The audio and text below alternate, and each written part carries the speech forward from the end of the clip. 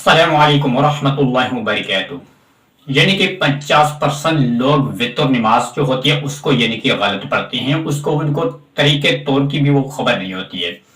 तो आज हम आपको यानी कि प्रैक्टिकली यानी कि ए टू जेड आपको हम बताएंगे कि यानी कि वितर नमाज किस तरीके से पढ़ी जाती है और कैसे पढ़ी जाती है। बहुत सारे भाई होते हैं उनको यानी कि वितर नमाज यानी कि पढ़ना नहीं आती है, लेकिन पढ़ना आती है उसके अंदर यानी कि ये भी उनको ये मालूम नहीं होता है कि यानी कि दुआ कुनूत यानी कि किस रिकायत में पढ़ना चाहिए, यानी कि पहले में या दूसरी में या तीसरी में। तो इस तरीके से बहुत सारे भाइयों के ये कमेंट भी आ रहे हैं कि हमें भाई वितर नमाज हमें पढ़ना है तो वो सही तरीका किस तरीके से है और कैसे पढ़ना है। तो आज हम आपको डिटेल के साथ आपको बताएंगे कि आप वितर नमाज में जो लोग यानी कि जिस भाई को दुआ कुनूत याद नहीं है वो क्या पढ़ सकता है, वो किस तरीके से पढ़ेगा। तो ये डिटेल के साथ आपके सामने हम आपको वीडियो के जरिए आपको बताना चाहता हूं और आपको समझाने के लिए ये वीडियो हम रिकॉर्ड कर रहे हैं कि बहुत सारे भाइयों के ये कमेंट भी आ रहे हैं कि भाई हमें वितर नमाज पढ़ने का तरीका भी आता है, लेकिन उस तरीके के अंदर हमें ये भी मालूम नहीं होता है कि यानी कि दुआ कुनूत नहीं आती है तो उस जगह पर हमें क्या पढ़ना चाहिए।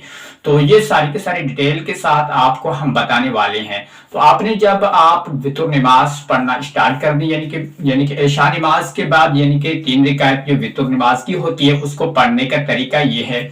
जब आपने यानी कि नियत क्या करना है तो नियत करने का ये भी है, अल्लाह तबारक व तआला यानी कि हदीस पाक में ये है कि इन्नमल अमालु बिन्नियत, यानी कि सारे के सारे दारोमदार होते हैं सारे के सारे नियत पर होते हैं। नियत का मकसद ये है यानी कि जो भी आपने दिल के अंदर सोच लिया यानी कि दिल के अंदर आप नियत कर सकती हैं, यानी कि आपने 3 रकात यानी कि वितर और वाजिब की आपने क्या करना है नियत कर लेना है।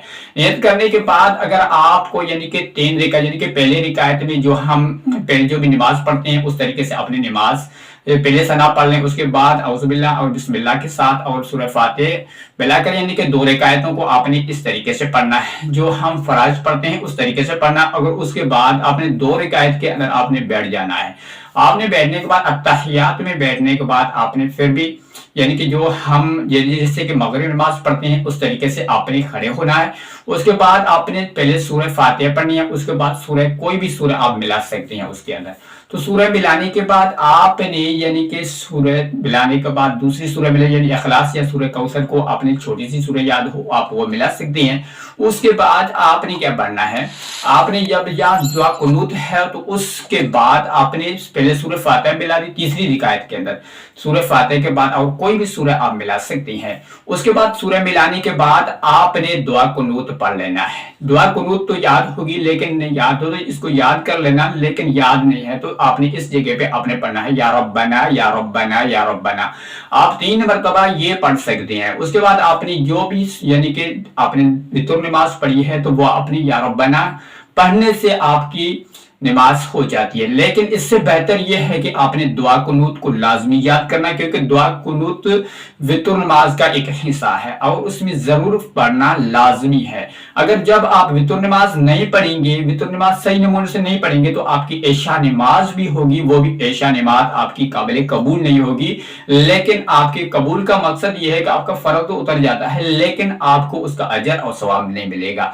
तो ये होगी यानी कि इस तरीके से दुआ यानी कि दुआ कुनूत से बेहतर है, यानी कि बेहतर यह है कि दुआ कुनूत पढ़ना चाहिए और या रब्बना पढ़ने के बावजूद भी आप रब्बना पढ़ सकते हैं। उससे बेहतर यह है आपने दुआ कुनूत को लाजमी याद करें। तो इस तरीके से आपने यानी कि वितर नमाज पढ़ सकती हैं। तो उम्मीद करता हूं वीडियो आपको अच्छी लगी, चैनल को सब्सक्राइब भी कर दें और वीडियो को लाइक कर दें ताकि हमारे जो भी इस्लामिक के हवाले से जो भी इस्लामिक यानी कि हवाले मसले मसाइल आपको इस चैनल के ऊपर मिलते रहेंगे। तो अस्सलाम वालेकुम, मिलते हैं अगले